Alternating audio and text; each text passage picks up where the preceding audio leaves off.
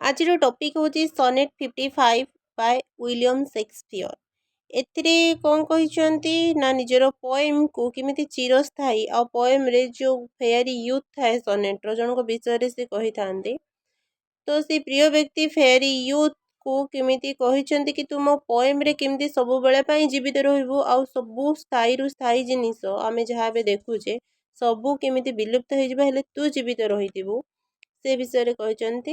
Let's start the ପୋଏମ୍କୁ ପୁରା line wise ବୁଝେଇଦେବି। Not the marble not the gilded monuments, ନା ମାର୍ବଲ ନା ସୁନାର ସ୍ମାରକ ବା ସୁନାର ତିଆରି ଥିବା ମୂର୍ତ୍ତି of princes shall outlive this powerful rhyme. ରାଜକୁମାରଠୁ ବି ଏହି ଶକ୍ତିଶାଳୀ କବିତାରେ ଅଧିକ ସମୟ ଯାଏ ଜୀବିତ ରହିବେ। ଦି ଲାଇନରେ କ'ଣ କହିଲେ ନା ରାଜକୁମାରର ଯେଉଁ ମାର୍ବଲ ହଉ କି ସୁନାର ମୂର୍ତ୍ତି ହଉ ସିଏ ହେଉଛି ମୋ କବିତାଠୁ ଅଧିକ ଶକ୍ତିଶାଳୀ ନୁହଁ, ମୋ କବିତା ହେଉଛି ଚିରସ୍ଥାୟୀ ମାନେ ଲଙ୍ଗ୍ ଲିଭିଂ। ନେକ୍ସଟ ଯିବା, but you shall shine more bright in this contents, କିନ୍ତୁ ତୁମେ ଏହି କବିତାରେ ଅଧିକ ଚମକିବ।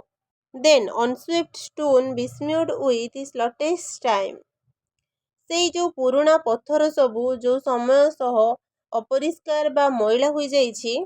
When wasteful war shall statues overturn, ଯେତେବେଳେ ବିନାଶକାରୀ ଯୁଦ୍ଧ ସେ ମୂର୍ତ୍ତି ଗୁଡ଼ିକୁ ଉଲଟାଇ ଦେବ। And broils root out the work of masonry, ଆଉ ଯେଉଁ ଝଡ଼ ଆସିକି ଝଗଡ଼ା ସବୁ ହୁଏ, ଝଗଡ଼ା ରାଜନୀତିର କାମକୁ ମୂଳରୁ ଜଡ଼ ସେ ଉଖାଡ଼ିକି ଫିଙ୍ଗିଦେବ।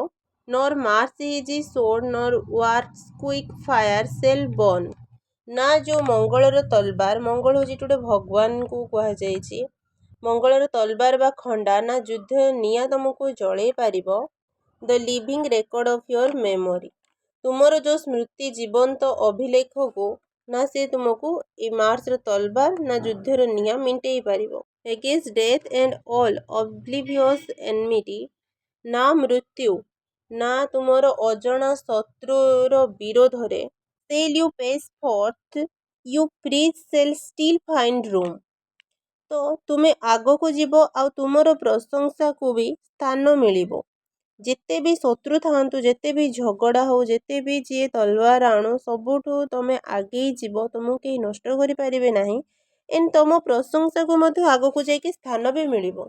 Even in the eyes of all posterity, ଏଇ ଯେଉଁ ପୋଷ୍ଟେରିଟି ମାନେ ହେଉଛି ଆସୁଥିବା ପିଢ଼ି ବା ନେକ୍ସଟ ଜେନେରେସନ୍, ତ ଏମିତିକି ଆସୁଥିବା ସବୁ ପିଢ଼ିର ଆଖିରେ ବି that wear this world out to the ending doom, ଏଇ ଯେଉଁ ଯିଏକି ଏଇ ଦୁନିଆକୁ ଅନ୍ତିମ ପ୍ରଳୟ ଯାଏଁ ଟାଣି ନେବେ। ମାନେ ସେ କହିଛନ୍ତି ଯେଉଁ ଲାଷ୍ଟ ଜେନେରେସନ୍ ଅଛନ୍ତି, ଯେଉଁ ଲାଷ୍ଟ ଜେନେରେସନ୍ ଆମେ କହିବା କି ତାପରେ ମନୁଷ୍ୟତା ବିଲୁପ୍ତ ହେଇଗଲା, ତ ସେ ଅନ୍ତିମ ପ୍ରଳୟ ଯାଏଁକୁ ଟାଣି ନେଇଛନ୍ତି ନା, ପ୍ରଳୟ ହେଲା ପରେ ମଣିଷ ଜାତି ବିଲୁପ୍ତ ହେଇଗଲା।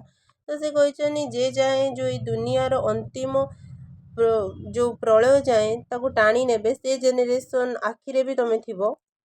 Show till the judgement that yourself arise, ତ ସେ ନ୍ୟାୟ ଦିନ ଯାଏଁ ଯେବେ ତମେ ଶୋଇକି ଉଠିବ।